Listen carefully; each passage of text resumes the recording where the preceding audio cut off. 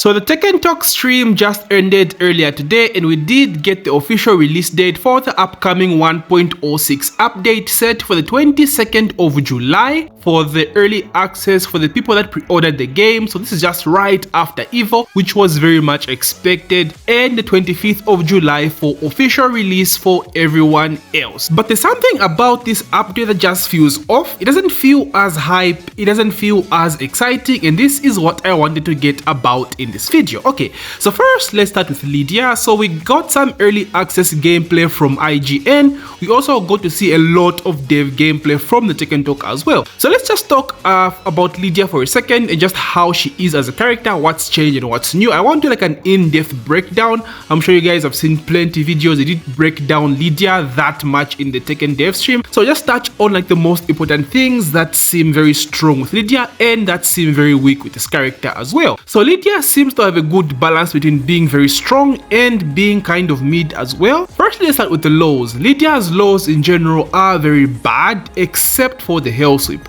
The Hell Sweep is a homing move. Its go tracking in the range is very good.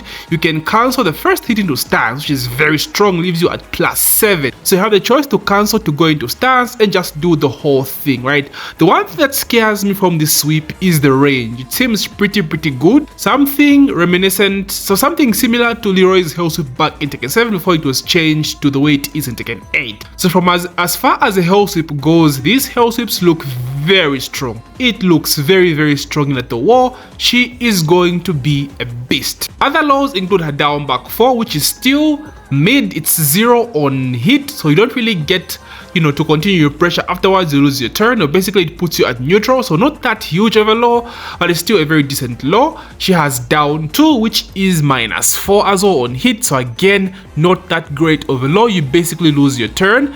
One thing I love about this low though is the range that it leaves you. It leaves you at quite far from the opponent. But this is a good thing because it's only -4, so you can't really continue your pressure. So it does leave you some good space to, like, you know, backdash and wait for a whiff punish, or like go into running one and stuff like that. So as far as the low goes, it's neither here nor there. It's an alright low, right? It's good, it's alright, but other than that, it's not that great. She still has a full crouch down for 3, which is still launch punishable, so again, not that great. So her lows in general aren't really that strong. She seems to be a bit stronger in stance. She has a counter hit low from Cut 1, which is a very good low, of course, counter hit launcher. So from there, that's where things get good. So it seems to be kind of like a character that's strong in stance like Leroy, but not that great in neutral in terms of lows, right? Her mids, however, her mids, however, are something else. And she has this forward too. So you guys know Reina's forward too, and how every pro player has been complaining about that goddamn mid. Well, Namco said fuck y'all. They said fuck y'all and deal with this other mid. So basically, Lydia's forward 2 is the same as Reina's forward 2. She gets like a mini mix up on block. It's +5 on block, guys, and +15 on hit. So yeah, on block, on hit, it's still going to be a very strong 2. I believe she has a 2 that trades as well with the jab on +5. So yeah, basically another forward 2 with Reina. The only difference being Reina gets forward 2 into her set 3 as a guaranteed follow-up. Lydia only gets that in hit, right? Forward 2 into 2 in hit is guaranteed. Everything is guaranteed.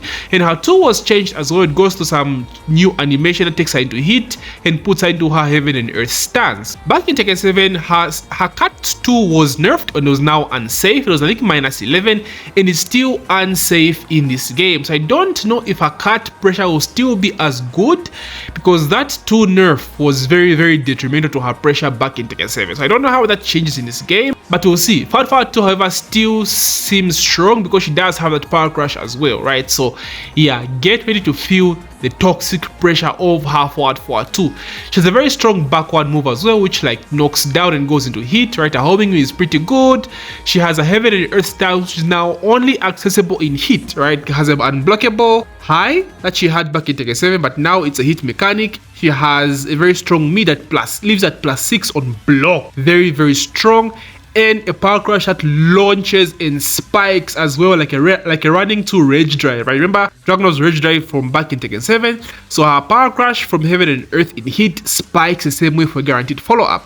It's also a launcher as well, natural launcher on hit. So her heaven and earth stance is pretty scary. She also gains stacks every time she goes into this stance, earning her 3 stacks maximum, which increases her damage. So her damage becomes scary.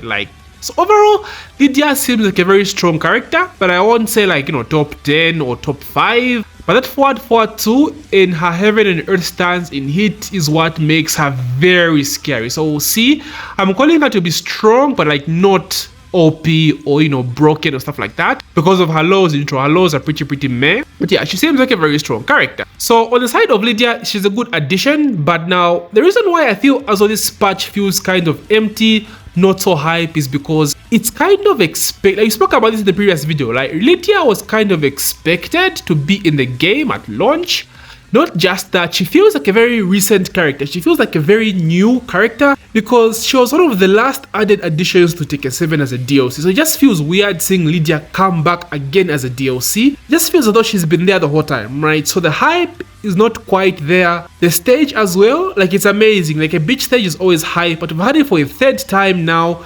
It also feels like it's just been there for the longest, right? We've had the goddamn stage for the longest time. So I don't know about this update, guys. Am I tripping? You let me know. Right, you let me know. No story mode in this update. I was expecting for the DLC expansion. I don't know if they touched upon this, but I doubt. I haven't seen anything concerning the expansion DLC storyline. So that sucks, right? That sucks bad. So yeah, that's a huge L, Namco. Why, bro? Am I tripping, guys? I might be wrong on this, but I haven't seen anything concerning the story expansion DLC. Please let me know in the comment section if you've seen anything. I didn't watch a live stream. Honestly, it was too long and they are so sluggish. I just watched summary of the stream. So let me know, guys.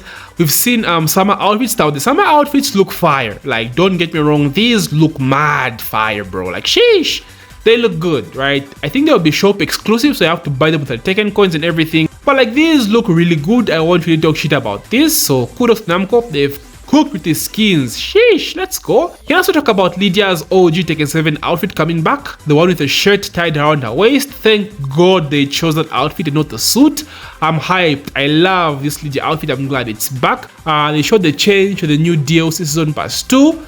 Sorry, the season pass, actually. Season pass 2 doesn't look any different than the previous season pass. They just made it easier to level it up and stuff like that with weekly missions. But overall, it still looks the same. Now, we haven't seen the maximum rewards and everything, but it doesn't look good, guys. Just the first glance, so the first part of the image still looks the same, man. So we'll see at launch how good the DLC pass is. Photo mode looks amazing.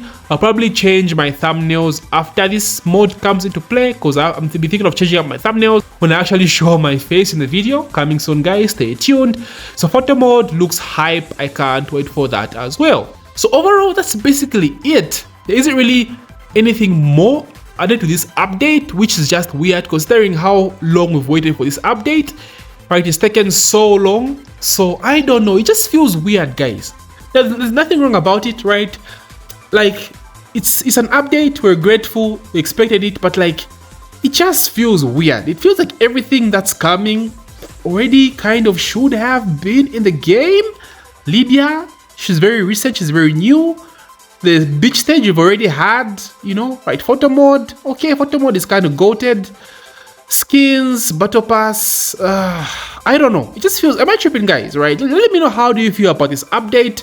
The big story mode not coming right now is a kind of miss. I expected it and I'm kind of down.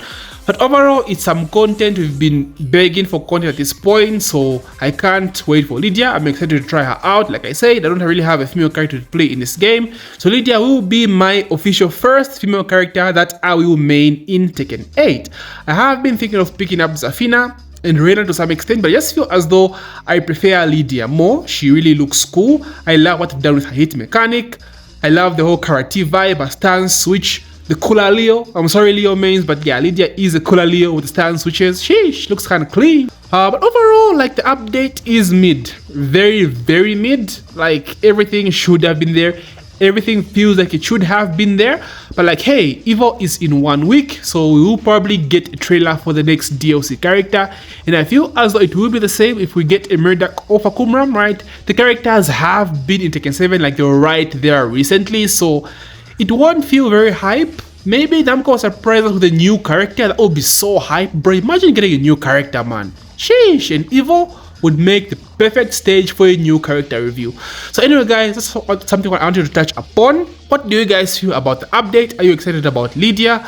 There are some things that need fixing, like ranked still needs some love. I think it's like the most important thing that needs fixing right now in Tekken.